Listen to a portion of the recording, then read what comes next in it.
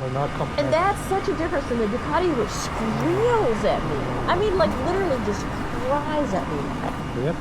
Like I would say it's definitely not like the Ducati. I see what you're saying. The Ducati's a race bike.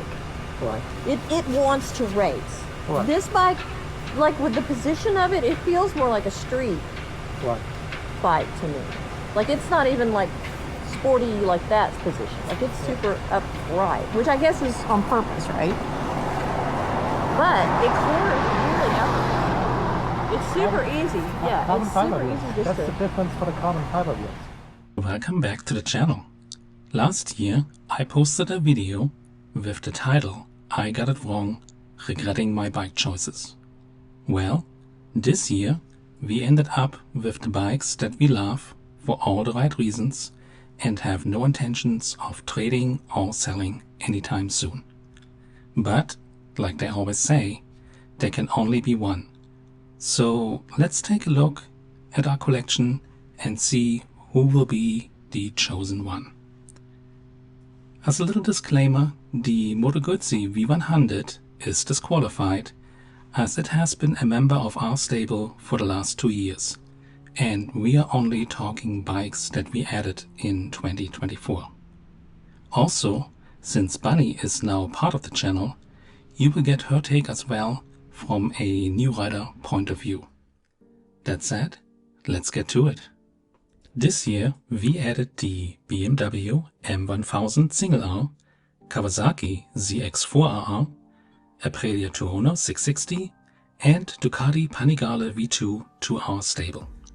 As you can see, we have everyone covered from 400 and 600 cc's all the way to the infamous leader bikes with a wide variety of engine configurations. And while I enjoy riding all of them, here is my own personal ranking if I had to choose just one.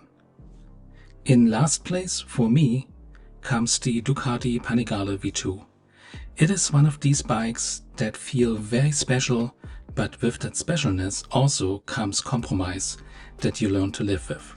Point in case, we are talking the least comfortable ergonomics, an engine that does not like the low RPMs, and little things like an absent fuel gauge and missing cruise control.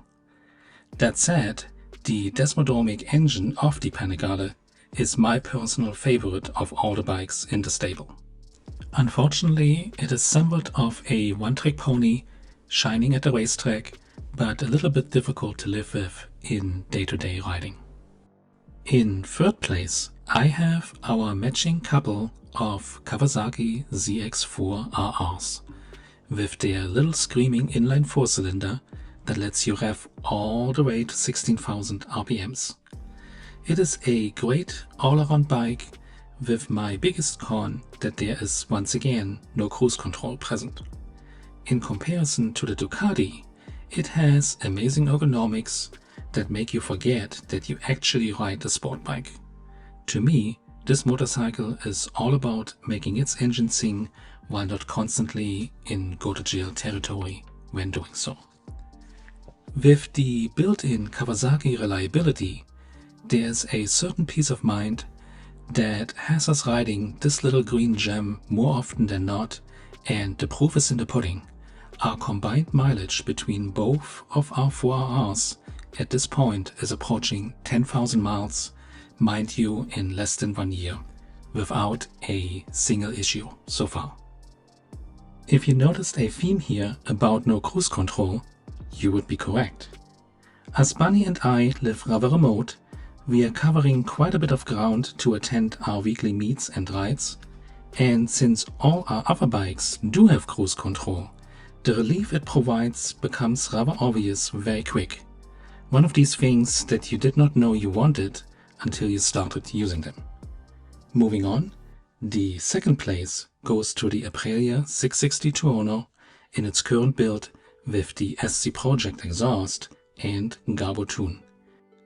It was a very difficult call, as for the money you honestly will have a very hard time to do much better than the 660 Tuono from Aprilia.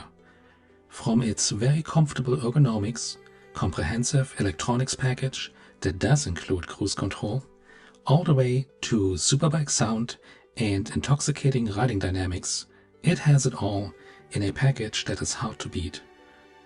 In its current form, it is currently the best sounding bike in the stable, in my opinion. As a disclaimer, in pure factory form, the bike is very bland and suffers immensely from being choked down by emission regulations. It would have placed dead last on my list, but the exhaust and tune did completely transform the bike to what it is now. Which brings me now to my personal number one choice, and of course it is the BMW M1000 R. What did you expect from a German? I do realize that this is the most expensive of the bunch, but at the same time you're getting a lot for your money, which is not always the case, and yes, I'm looking at you, Ducati.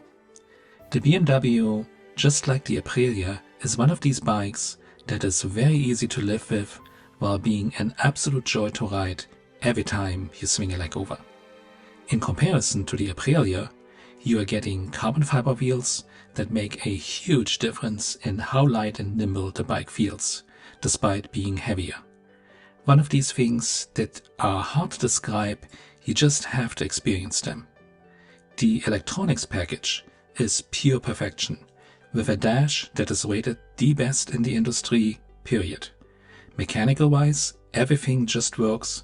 Standouts are the quickshifter, that is the best of any bikes I have ever ridden, and the M-brakes are just out of this world, saving you every single time, even if you're seriously coming in way too hot.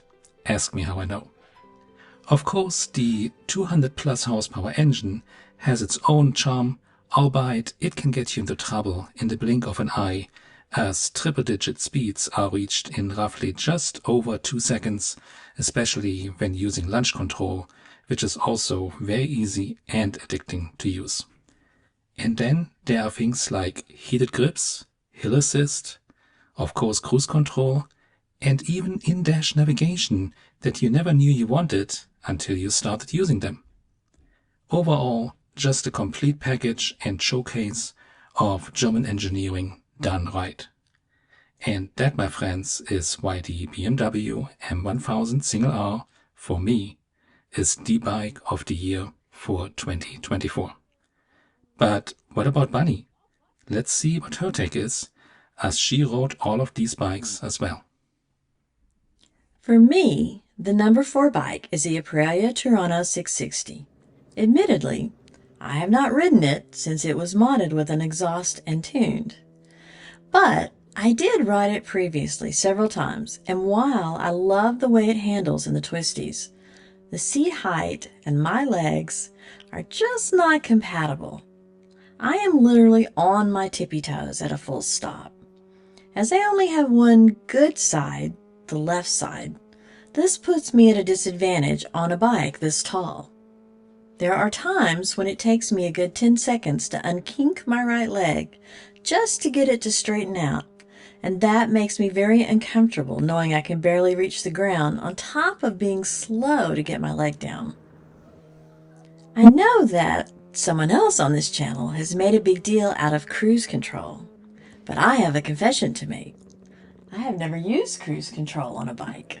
Heck, I've barely used cruise control in a car or a truck, so that feature didn't factor into my decision.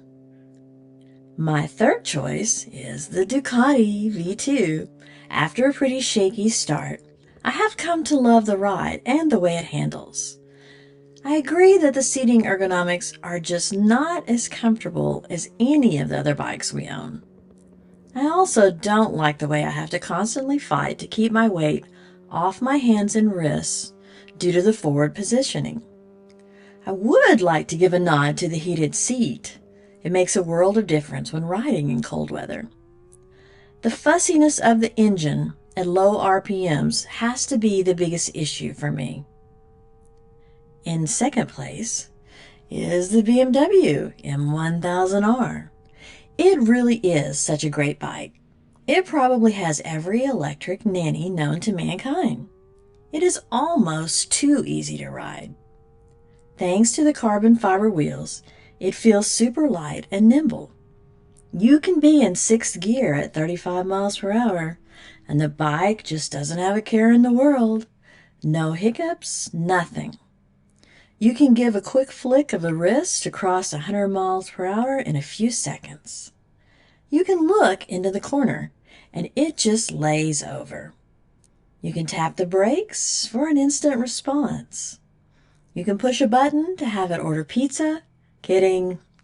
Although I'm surprised it doesn't. I almost think you could nod off and it would park itself in the garage for you. First place for me goes to the 4RR. It's the bike that I felt most confident to climb on and start up this year when I wanted to try riding. And yes, I did sit on all of them before choosing one. It's the bike that begs me to get out and ride every day. It's the bike that I chased my husband across every inch of North Texas on. This bike is such a nice bike. It's so comfortable. It's a great everyday bike. It exhausts, shouts, "Look at me!" in literally every gear. It's at home at the track, on the road, in town, and in the country. With the ECU unlocked, it's decently fast enough for thrills without going into, "I think my helmet is going to come off" territory. It may not keep up with the leader bikes, but it looks good, it sounds good, and it rides good. And who could really complain about not having a little extra speed? Although, I admit, if this exact bike came in a leader version, that would honestly be the only bike I think I would ever ride on the streets. And there you have it, our choices for Bike of the Year 2024. With the year winding down rather quickly, we want to wish all of our viewers and subscribers a safe and happy new year. We have some exciting news and new partnerships for 2025 that we can't wait to share with you. Until next time, keep it on 2. Don't resist the twist. Be safe out there, and we will see you soon in the next one. Bye.